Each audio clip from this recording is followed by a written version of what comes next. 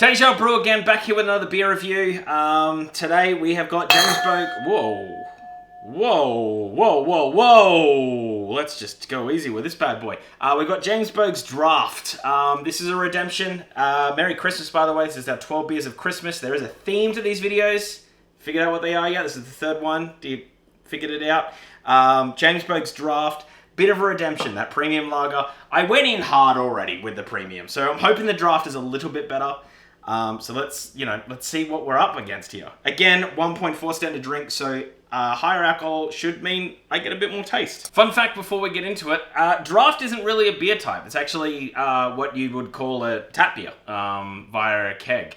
So it's really mostly just a marketing term, I believe, that's been drummed up. It just makes a bunch of polls in the 80s said that a lot of people just thought it was fresher, so they just went with it. So I don't know what we're really going to get here. For instance, Miller Draft, that's just a pale lager. So I'm very curious what we're even going to get here flavor-wise. Is it going to be very similar to the premium and they've just got almost the same beer and they've marketed it twice? Let's see. Let's crack on. Let's get the bottle open. Again, it says twist off only. I'm very annoyed every time it says this. I clearly didn't do that, and it's fine. No one has told me why. Brewed at a carbon-neutral brewery. So there you go. If you care about the neutralness of carbon, or their neutralness of carbon, it's fine. So it's like Switzerland, I'm assuming. They just didn't care about the war. We're happy to just smuggle gold in for the Nazis. So that's I'm assuming that's what it means. All right, let's dive straight in here. Let's get a pour here and get some of the color. Very similar color to the premium. I'm not gonna lie, bit better of a head this time around. Again, you got to think of like home transportation, the way it's stored in the fridge. So I can't 100% say that the beer is going to be like that. The head's dissipated immediately, so lets me know that it's pretty mechanical. It could be the way it was stored, it could be the way it was transported, but knowing what I know about the last beer, this is exactly what happened with the Boags before. The head went away immediately from the bottle. So it does look like a bit more of an orangey hue, probably leaning towards more of a lager look than the last one. I felt the other one didn't quite get this lovely orange color through it. So let's go to smell test. Okay, very oh wow, very beery smell. I know that's a weird thing to say. Cooper's does this. Like, I haven't quite worked out what that smell is. It's not yeast, because I think like Crown Lager and those sort of things have a real yeasty smell. This has a real, it must be like malt, just the style of malt that they use. It's that real like brewer's malt, like that real like, it just has that exact smell to it. So it's definitely different to the premium lager. Like, there's definitely more smell here. Whether that flavor is going to transcend to something that I like, that's going to be interesting, but I do think this is going to be more flavorful. So let's have a taste, shall we? Cheers, everyone.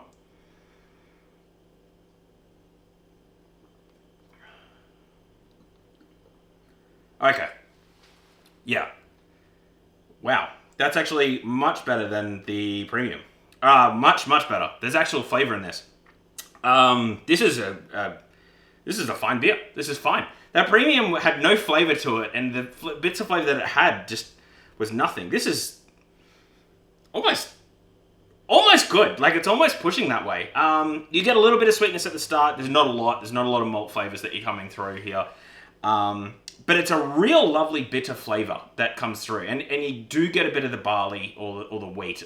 Whatever they're using, the grain, I'm definitely tasting that. I would say barley. I'm definitely tasting that. A little bit of hopped fruit, very, very small amount. A real bit of yeast, like just a little bit, nothing unpleasant. Probably what you would smell in a Vegemite. That real like yeast extract, and then just a lovely bit of finish that doesn't overstay its welcome, but it's nice and refreshing. It's definitely not a dry. I would say that this is much closer to a normal lager that you get in England than that premium lager from before. So this is actually. Yeah, the carbonation's much better too. It's not wimpy. There's no artificial, like, I find with a lot of lagers, you get that artificial lemon taste. There's none of that. There's no BS with this beer. So if you are one of these people that's like, I don't like craft beer, I just like beer to be beer. This might be the way to go for that, honestly. Like, it starts to rival what I would say Melbourne bitters, those sort of things for just, yeah, beer being beer. You know, I'm no fuss and I don't like floral in my beer and I want beer to be beer and I want things to be the way it was because the new stuff is scary. This beer is for you. This beer is actually pretty good. It's mid-palate, a little bit on the tongue with the sweetness, and I would say some of the bitter flavors as well dance a little bit on the tongue, but it's all in harmony with each other. It's all in harmony. Is it the most flavorful beer that I've had? No, but I went into this with tasting that last beer, that premium lager from James Boag's, and just thought, oh God, oh no. This has flavor to it. This has depth. It's, again, it's not reinventing the wheel, but I kind of like it, like, to be honest. Is it winning awards? No. But if a day at work, this is at the pub, yeah, I'll definitely buy one of these. It would get rivaled out by a lot of other beers, but I would buy it and I'd be happy to buy it. So it's definitely above a 60. 50 to 60 is, for my ratings, 50 and 60 is, hey, I got this for free at a wedding. I probably can't complain. 60 to 65 is, even approaching 70 is like, yeah, I'd buy it if there's not much else. Probably more the lower 60s, so you'll be able to glean where I'm looking at here. But this is fine.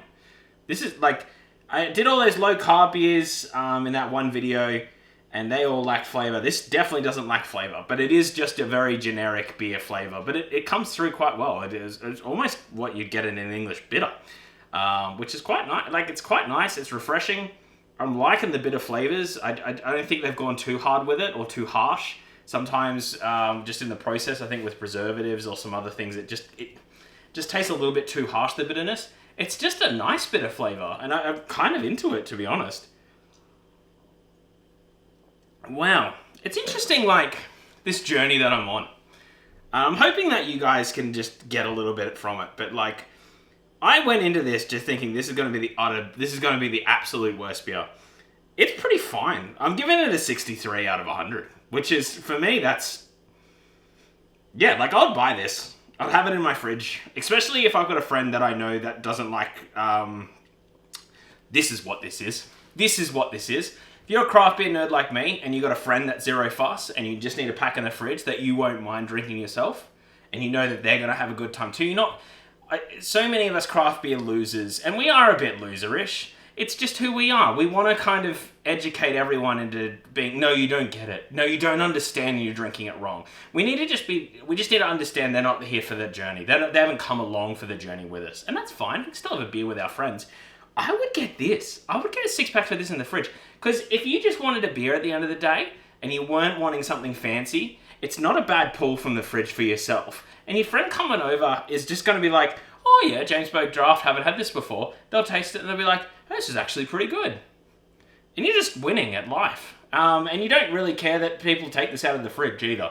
It's not like the special beer that you're holding on, the 18-year-old scotch that you're just like, no, I need to save it for a special occasion or this kind of mood. Nah, just pull it. This might be like a fridge staple. Just because I think you could give it to anyone and I think they'll be okay with it.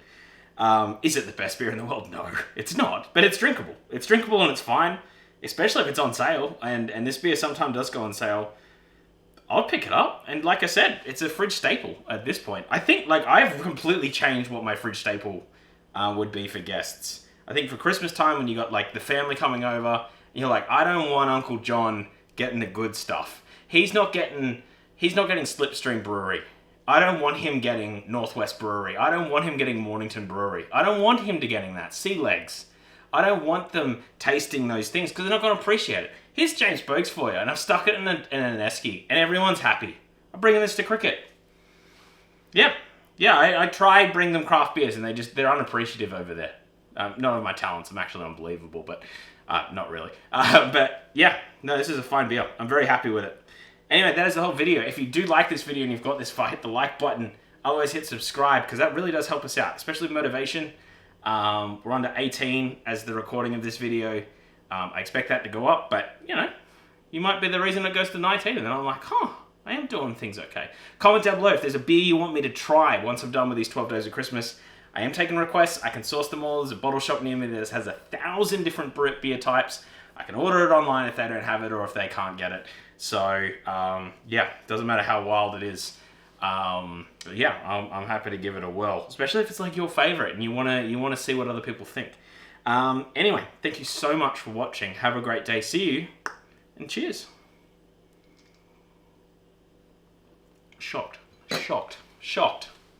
Colour me James Boag's.